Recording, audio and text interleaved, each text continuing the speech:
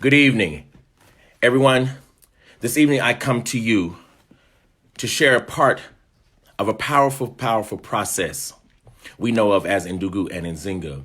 It's really an ancient initiation model our ancestors used to help us understand what it means to grow, to be beautiful, what it means to access our best self, our highest character. And in this time of tragedy and chaos and turmoil, I think it's really important that we gather together, even in this virtual space, and understand the power and the beauty. What's going on, Kelly Lay? What's going on? What's going on? What's going on? Hey, Song B. Hey, Olamide. Just to really help us understand the beauty of who we are and what we're doing and why. Part of initiation, there's a part of initiation we call the wilderness. And those individuals in the wilderness are those individuals who've already done part one of the initiation process, what we know of as the journey. They cross and then they enter this magical, marvelous, exploratory phase of life called the wilderness. And the wilderness is this time of discovery. It's this time of great invention. It's this time of adventure. The wilderness is when a person is forced to discover who they really are on their own terms. The wilderness helps a person to come to understand that everything they have is already within them. The wilderness is this collection of trees, literally, right? It's this collection of trees that come together to create an ecosystem that literally creates life in and of itself. And that is the part of a person's life that really helps a person to discover whether or not they can stand, whether or not they are committed to a thing in and of themselves. See, in the wilderness, it teaches you that if in fact you're going to stand committed to yourself and to Black people, you'll do it without anybody else's assistance. The point of the wilderness is to ask you, are you committed if you're by yourself? Can we depend upon you if nobody shows up but you? See, this is what our ancestors knew. See, when Harriet Tubman was running from the South north, she was literally and metaphorically in the wilderness. And at the same time, she was saving our people. Right? What's going on, Obata? Hey. What's going on, Tafiki? The beauty of the wilderness also is that a person discovers elements and aspects of themselves that they didn't know before then. They begin to discover, oh, this is why I'm this way or that way, right? They begin to discover that the power is really in them understanding that the beauty of their spirit already came along with them. See, in initiation, elders don't give you a destiny. Elders press you to accept the destiny you brought with you. And part of the wilderness is a person getting to the place where she or he accepts that destiny and that calling. See, you can get a gift you don't want. Huh? You can really get a gift you don't want. Right? You also can get a gift that really transforms the world. And the truth is, every gift transforms the world. In the wilderness, we study spiritual gifts. We study what it means to be a healer. We study what it means to be an inspirer. We study what it means to be one who loves knowledge. We study what it means to be one who is a jolly, right? We study these things. Hey, Mama Clara, how you doing? Hey, right? Well, what's going on, Kontigi? What's up? What's going on, y'all? And what we really understand, too, is that being in the wilderness is a place where a person moves literally into the clarity of their adulthood. There are clearings in a wilderness. If you've ever been in a wilderness, right, what you understand is that there are also clearing spaces where no trees grow, right? And in those moments, metaphorically, those are moments of clarity. When a person arrives at a particular understanding, has a particular aha, right, has a particular epiphany, right? In terms of their walk with God, in terms of understanding who and what God is. What's going on, Osizwe? What's going on, Ekio? Yes, Mawasi Fola, what's happening? And what we really understand is the wilderness period is critical. It's very important. But it also grows you.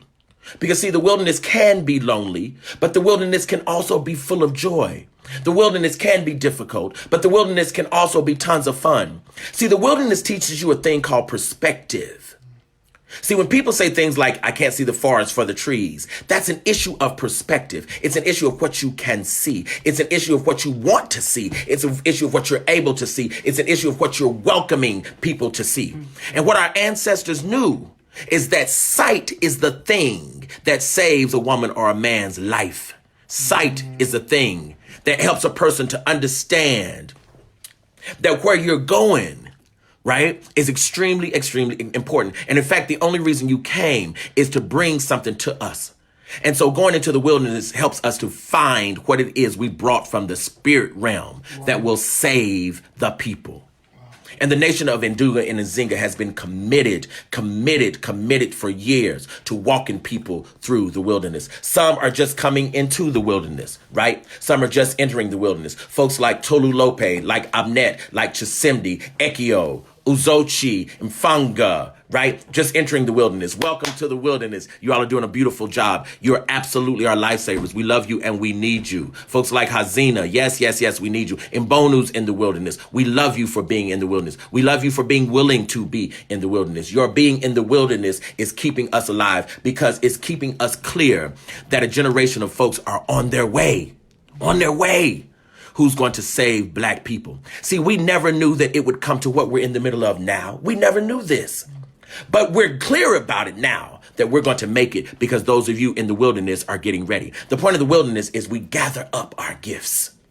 We're gathering gifts. That's exactly who we are. There are some who are deeper in the wilderness. DG, what's going on, man? How you living? Adejola, Inkaruka, Zenzi, Abikanile, Akabweze, Imale, Lunkele, Mawasi Fola. Yes. Kimathi. Come on, y'all.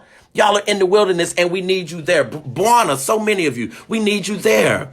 And we need you there because there are things you have to find in the wilderness that even we missed. That's right. And you have to bring it to us. Bring it to the people. What's going on, Tirhas? I see you. Umi Mau, I see you. You figured it out. I see you. Right. And so the other thing I want to say also about the wilderness is that the wilderness is a time where a person has to be very clear that you have to find food in a place where you never thought it existed.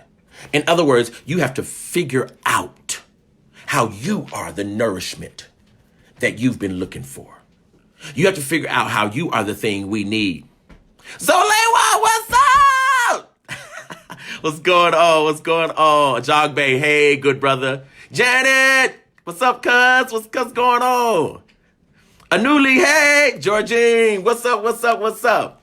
Yes, right, this sacred place called the wilderness. Every spiritualist has had to enter the wilderness. Every healer. Listen, the reason a healer is because the healing ointment is in the wilderness. It's in the leaves, it's in the trees, it's in the roots. And we have to go get it. And sometimes when we go get it, we have to do what I call interiority or really examining the levels of the inner self, right? Because that interiority, when we examine the levels of the inner self, what we understand is some of those roots are within us. Some of those leaves are in the middle of our hands. Come on, y'all. Some of those trees, we are the trees. Absolutely. We are the trees that we've been waiting for. We're the trees that a generation before us planted. Now here we are blooming and the people are waiting. Hey, what's going on, Umi K? And you're right. The wilderness is cyclical. Absolutely. We come out of it and then God sends us right back into it. See, it's a metaphor, but it's a reality also. It's reality also. You always are going through the wilderness because the more you stay in the wilderness, the more you understand that the wilderness actually has been sent to cover you. Wow. The wilderness has been sent to love you. Those trees, those plants, those ants, those bugs, they all love you. Because in conjunction with you, in conjunction with your spirit, the wilderness seeks your best self. Wow. It seeks your highest self. And so these other folks in the wilderness, Kaya, you're in the wilderness. We love you for it. Obata, Zengisa, Fujo, Lutalo, Kioni, Bekatembe, Akachi, Anuli, Ibao Remy, Kifle, Wagasi, Tembeka. Y'all, you're the soldiers in the wilderness. And we have to have you. We're not going to make it if we don't get you. Yeah. We have to have you. It's not perfunctory. It's a necessity. It's critical. It's very, very, very, very important. And there are some who are preparing to come out of the wilderness. Wole, what's going on? Tirhas, Erasto, Olamide, yes, Ajani. These individuals who are preparing right now to make the step from the wilderness to the mountaintop. But you go through when you come out of the wilderness, you go through the valley and then you ascend the mountaintop. And these individuals are going to be some of the greatest young elders we've ever had. All of you folks in the wilderness, you are the salvation for the people. Do not be afraid of it. Love it. Do not be afraid of the darkness in the wilderness. The darkness has come to remind you of your own beauty as a black woman. Eddie Glaw, what it is, man? How you doing? Yes. Corey, what's up? Toka. Right. Live in such a way where the wilderness becomes your friend, where you welcome what the wilderness has to teach.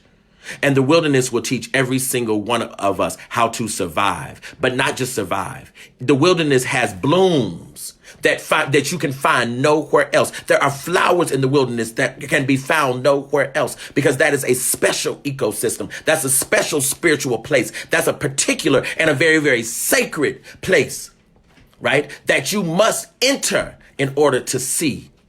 Jesus, the Christ, had to go into the wilderness.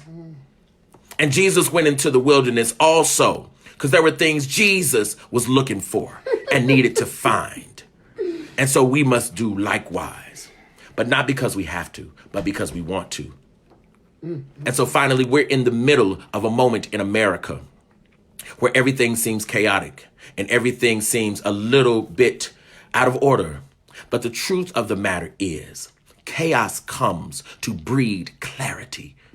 Chaos comes in order to invite you to rearrange what you thought you knew. Chaos comes in order to ask, are you sure the old thing you had is really what you want?